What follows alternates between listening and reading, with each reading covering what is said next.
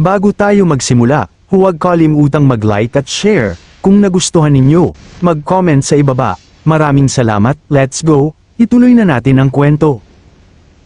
Pagkatapos noon, lumipat ang eksena, sobrang laki ng lugar na ito. Dito, makikita ang Dorasil Knight Academy, at ang gusaling ito ay literal na isang higanteng batong kuta, may matataas na pader, hindi kapani-pani walang arkitektura, at napakaraming aplikante na nagkukumahog sa courtyard sa ibaba.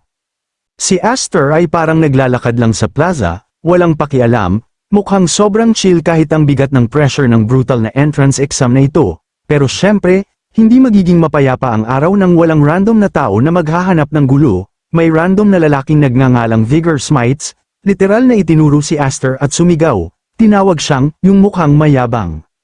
Lumapit si Vigor na may sobrang mayabang ng ngiti. Sinabihan si Aster na hindi pa niya ito nakita dati at hindi niya alam kung anong bansa o maharlikang pamilya ito galing. Pero sinabi niya kay Aster na malamang mali ang pinuntahan nito. Umaastang siya ang nagmamay-ari ng courtyard, nagyayabang na ang exam na ito ay para lamang sa mga piling-pili sa mga knight, itinuro niya ang malaking emblem sa itaas ng gate, pinupuri ang Kingdom Knight Cadets, at sinubukang gawing parang hamak na magsasaka si Aster. Tumitig lang si Aster na walang ekspresyon at mahinahong sumagot na walang problema. Pero hindi pa tapos si Vigor, lumapit siya kay Aster, nagrereklamo na lahat ng tao rito ay pinagdaanan ng mahigpit at nakakapagod na grunt work, paulit-ulit na nabigo, hinahabol lang ang pangarap na makalakad sa maluwalhating landas na ito. At nagkaroon ng kapal si Vigor na kutsain ang sandata ni Aster, itinuro niya ang balakang ni Aster at tinawag na, batang-bata, ang kanyang espada. Sinabing hindi ito lugar para sa isang baguhang eskrimador na maglibang lang, kamakaway siya, sinasabihan si Aster na umuwi na parang nawawalang bata. Ang laki ng kawalang galang, lalo na't walang kam-alay-malay si Vigor na iniinsulto niya ang isang halimaw na nakatagong anyong tao, habang nagtatantrum si Vigor, unti-unting napansin ng ibang examinees ang nangyayari, nagbubulungan sila, sinasabing si Vigor na naman. Umaastang pinakamakapangyarihang bully sa baguhan, ginagawa daw niya ito taon-taon dahil hindi siya nagsasawa. Pero may isang nakakita ng mukha ni Aster at biglang nanlamig. Tinapat niya ang kaibigan at tinanong kung hindi ba yun ang Elmheim na nabalitaan, ang mga balita tungkol kay Aster ng Seven Wings. Pagbanggit ng pangalang yun, nagbago agad ang paligid, ipinikit lang ni Aster ang kanyang mga mata at nagbigay ng napaka-chill ng ngiti, hindi naapektuhan ng mga bulong. Narinig ni Vigor ang mga bulong at naguluhan, binulong ang Seven Wings sa sarili. Napag-isip-isip niya na maaaring mali ang kanyang inaway, pero bago pa man niya maproseso ang laki ng kanyang pagkakamali, may isa pang tinig ang pumutol sa gitna ng tao, may lalaking may mapula-dilaw na buhok na lumapit na may peking ngiti, sabay sabing, ay, nagtataka na ako kung sino, hindi ba ito si Pinsang Aster, ito si Gerayon, isa pang miyembro ng pamilyang Elmheim, mukhang magalang sa panlabas. Sinabing matagal na silang hindi nagkikita, pero kitang-kita ang lason sa kanyang mga salita. Binanggit ni Gerayon na dahil wala raw nakakaalam kung kailan o saan ipinanganak si Aster, siya na raw ang nagmalayang tawagin siyang pinsan, sobrang lalim ng passive aggression dito, tiningnan lang siya ni Aster nang walang ekspresyon, hindi man lang kumaibot, mahinahon niyang sinabi na nakakalungkot nga ang nangyari kay Darius. Alalahanin natin na si Darius ay ang nakatatandang kapatid ni Gerayon na natanggal sa isang pagsubok ilang taon na ang nakalipas. Pero ang naging reaksyon ni Gerayon dito ay sobrang sikutiko, kinaway-kawayan lang niya at sinabing huwag alalahanin yun, ang isang kahihiyang tulad niya raw ay karapat-dapat na mawala. Tumatawa siya na parabang natutuwa siyang mawala ang sarili niyang kamag-anak, sinabi ni Gerayon na honestly, gaman ang pakiramdam niya nang mawala si Darius. Nagpatuloy siya sa pagmamayabang na dahil lang isang taong mas matanda si Darius, laging bossy at nagmamagaling, kaya naman ito ay isang malaking istorbo. Kitang-kita rito ang walang awang ugali ng pamilyang Elmheim.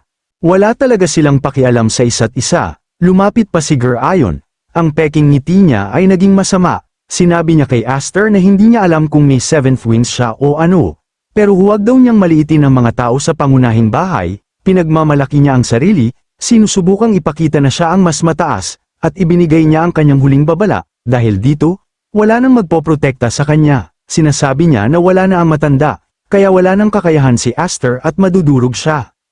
Pero si Aster ay nakatayo lang na parang nababagot sa buong eksena, may ngiti siya ng kumpiyansa, hindi natitinag sa pananakot ni Gerayon, samantala, Ang mga examinee sa paligid ay nagkakagulo. Si Vigor, ang siga kanina, ay pinagpapawisan ng husto. Ang ibang aplikante ay nagkatinginan, nagpapanik dahil may 2 tao mula sa pamilyang Elmheim dito. Nagbubulungan sila na ang pangunahing bahay at sangay ay nag-aaway pa rin, at walang may gustong madamay sa malaking alitan ng pamilyang ito. Nanginginig si Vigor habang nakatingin kay Aster, nauutal na nagtatanong kung siya nga ba ang Elmheim. Sa wakas ay napagtanto niya na sinubukan niyang buliin ang isang powerhouse na nasa pagsasanay pa lang. Lumingon si Aster sa kanya, nagbigay ng kaakit-akit pero nakakatakot ng ngiti, at parang wala lang na sinabing, "Aster lang, Senior." Nakakamangha ang kumpiyansang nagmumula kay Aster, para lang siyang naglalakad sa parke habang ito ay isang mataas na pusta na pagsusulit, at ang lahat ay takot na takot sa kanya. Biglang bumukas ang malalaking pinto ng lugar ng pagsusulit at lumabas sa balkonahe ang night instructor. Mukha itong sobrang seryoso, nakasuot ng malinis na uniforme, at ang boses niya ay umaalingaw sa buong courtyard. Sinimulan niya sa pagtanggap sa lahat sa unang lugar ng pagsusulit at pagpapasalamat sa kanilang tapang at pagkamakabayan. Pinupuri niya sila, sumisigaw na sila ay mga Kingdom Knights, hindi tulad ng mga Provincial Knights na kumakalat sa kanayunan. Ipinahayag niya na naglilingkod sila sa hari at pinoprotektahan ang hari. Binubugbog niya ang kanyang dibdib, sumisigaw na sila ang maluwalhating mga espada na nagsasakripisyo ng buhay upang lumaban para sa trono. Binalaan niya sila na wala silang pangangailangan sa mga espadang pudpud at mapurol. Itinuro niya ang malaking tore sa likuran at sinabi sa lahat na ituring ang pagsusulit na ito bilang isang aktwal na larangan ng digmaan. Hinihingi niyang ipakita nila ang kanilang tunay na halaga ng buong buo. Pero habang binibigay ng lalaking ito ang kanyang makabayang talumpati, si Aster ay hindi nakikinig. May malalim siyang iniisip. Inamin niya na ang sinasabi ng instructor ay sobrang katawa-tawa, pero hindi niya maiwasang makaramdam ng pananabik dahil sa wakas ay nakabalik na siya rito. Dinala tayo sa isang madilim at matinding flashback ng nakaraang buhay ni Aster. Naalala niya kung paano ang pagiging Kingdom Knight ay isang karapatang hindi kailanman ipinagkaloob sa kanya noong siya ay wingless pa. Wala siyang lakas noon, hindi man lang makapanaginip na marating ang tuktok na ito.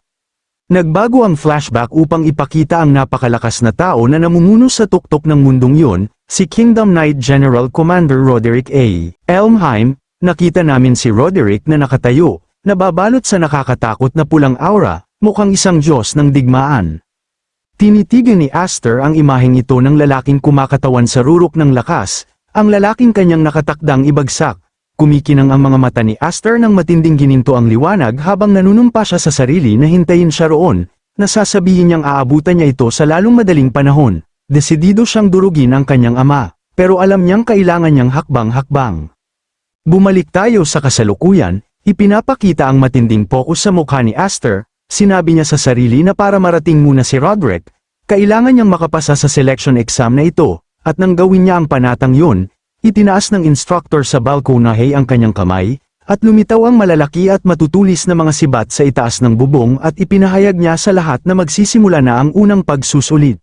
Pagkatapos, nang walang babala, isang literal na bagyo ng malalaking bakal na palaso ang bumuhos sa mga aplikante. Nagkagulo ang courtyard, hindi ito maliliit na kahoy na palaso, ito ay malalaking nakamamatay na proyektil na bumabagsak na parang bulalakaw. Agad na may mga nataman at napako sa lupa. May mga aplikanteng nakapako, sumisigaw sa sobrang gulat habang tumatagos sa mga palaso sa kanilang baluti. Nakakita tayo ng matitinding impact habang may mga natatanggal sa pagiging kalahok sa isang iglap. Nagkakagulo ang mga tao, sumisigaw kung ano ang gagawin, hindi ka panipaniwala ang panik. Nagkakatapunan ang mga aplikante, sumisigaw na tumakbo dahil masasawi sila lahat kung mananatili sa bukas na lugar. Ito ay literal na digmaan, ang mga veterano mula sa mga nakaraang pagsusulit ay agad na sumigaw ng mga utos, sinasabi sa lahat na magsama-sama, bantayan ang likuran ng isa't isa, at harangin ang mga paparating na palaso gamit ang kanilang mga espada. Bumuo sila ng mahigpit na depensibong bilog, sinubukang salagin ang malalaking proyektil na bumabagsak mula sa langit. Pinanood ito ng instructor mula sa balkonahe na may malamig na ekspresyon, sinabi niya na gaya ng inaasahan, alam ng mga veterano ang kanilang ginagawa, pero nagbigay siya ng pinakamabigat na estadistika. Kahit gawin yun, ang survival rate ay 30% lamang. Napakunot ang noo ng instructor, sinabing ang mga mababaw na depensang iyon ay mabilis na aabot sa kanilang limitasyon. Patuloy na bumuhos ang mga palaso, Pero may isang aplikanteng sobrang kalmado, hindi masira ang depensa sa ilalim ng matinding pressure, ipinakita ng instructor ang tunay na layunin ng brutal na pagsubok na ito. Ang gusto nilang makita ay ang napakalaking kakayahan sa paglutas ng problema na tanging may wing emblem lamang ang makakamit. Gusto niyang makita ang aktwal na likas na talento at mahiwagang kahusayan, hindi simpleng pagharang ng espada. Samantala, si Vigor ay nakayuko at tumingin kay Aster. Nakita niya si Aster na nakatayo lang sa gitna ng courtyard. Si Gerayon ay ngumiti ng masama, nililibak niya si Aster sa kanyang isipan, nagtataka kung bakit nakatayo lang yung tanggang yun, akala niya ay nahimatay sa takot si Aster, nakangiti si Gerayon, iniisip na mamatay ito at maging parang hedgehog, ipinapanalangin niya ang kabiguan ni Aster. Pero handa na bang mapahiya si Gerayon? Ilang pulgada na lang ang mga palaso sa ulo ni Aster. Pero si Aster ay hindi man lang natitinag, inabot niya ang hawakan ng kanyang espada. Sa isang makinis na galaw, inilabas niya ang talem, at isang malaking pagsabog ng pulang mahiwagang enerhiya ang sumabog mula sa kanyang katawan, iwinasiwas niya ang kanyang espada pataas, at ang sobrang lakas ng kanyang mana ay lumikha ng isang higanteng aypoypo ng pulang liwanag. Napakalakas ng shockwave kaya literal nitong inilihis ang bawat palaso sa malaking paligid. Ang malalaking bakal na proyektil ay nagliparan na parang mga laruan. Napatingin ang ibang examinees at tulala, para bang nalaglag ang kanilang mga panga.